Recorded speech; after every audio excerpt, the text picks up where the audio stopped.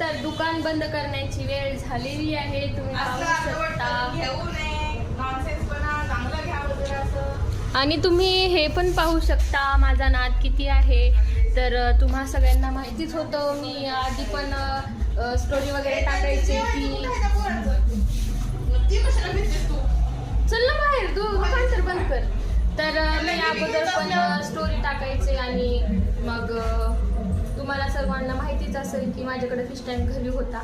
तर मी घरचाच fish tank इथं आणून ठेवला आणि त्याचं आजच पाणी मी क्लीन केलंय. तर खूप छान दिसत आहे. आता सध्या रात्र झालेली आहे त्याच्यामुळे व्यवस्थित दिसत नाहीये.